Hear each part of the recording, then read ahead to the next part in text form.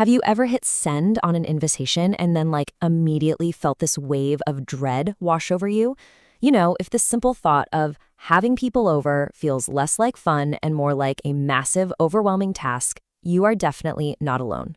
So let's get into why that is. Okay, let's just be real for a second.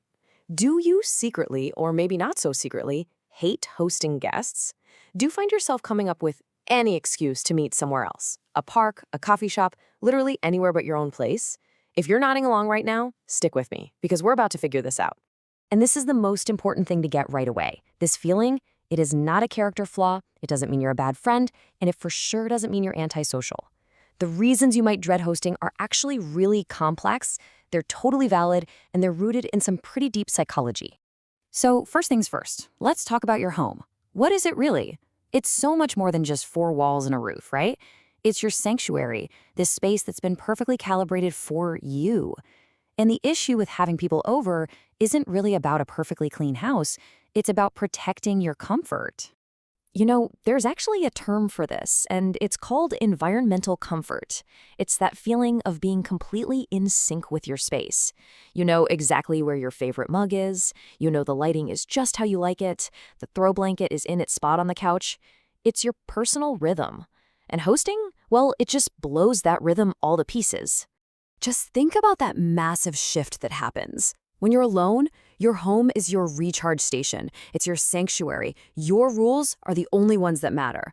But the second guests walk in the door, boom. It's a performance venue. It's a stage. And all of a sudden, you're negotiating shared rules in your own space. And this gets at another really key idea, environmental mastery. That's the feeling of control over your space that actually keeps your nervous system calm and regulated. So when you host, you're giving that up, even just for a little while. When you change the thermostat for someone else or turn down the music, you're not just being a polite host, you're actually disrupting the very environment that keeps you feeling okay. Okay, so losing that sense of mastery, that's just one piece of the puzzle.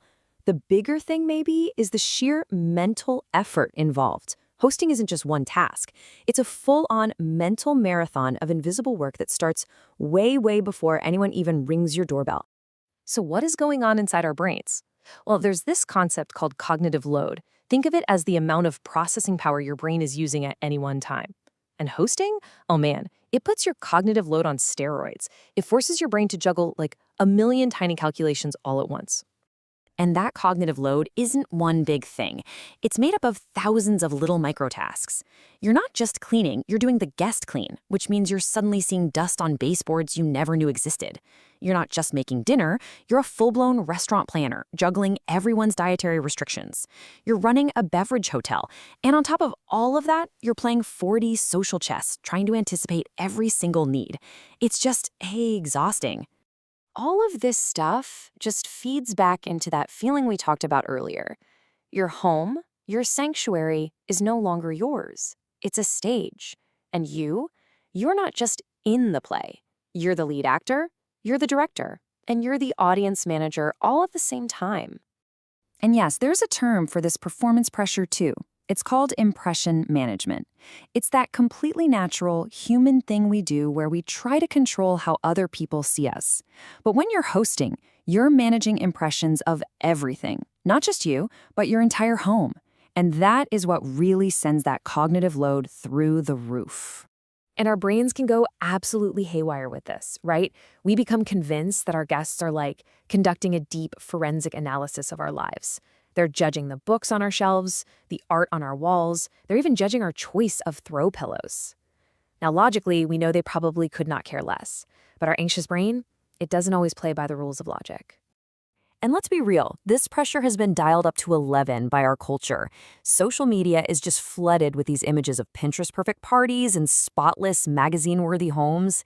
It creates this impossible standard that just feels awful to try and live up to. This whole thing triggers what's known as social comparison.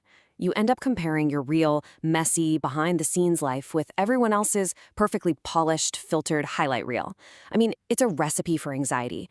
It's a surefire way to make you hate the very idea of ever having people over.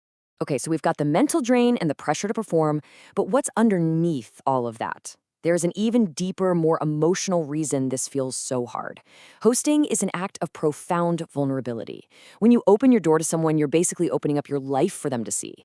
The researcher Brené Brown talks about vulnerability being this mix of uncertainty, risk, and emotional exposure.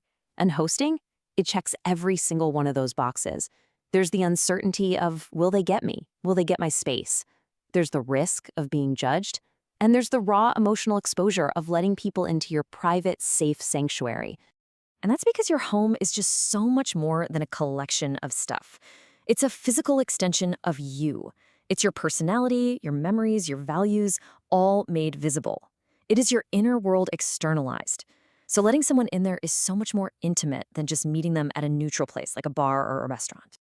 And on top of all of that, there's one more huge piece of anxiety, especially if you're an introvert, and that is the complete and total lack of an escape plan.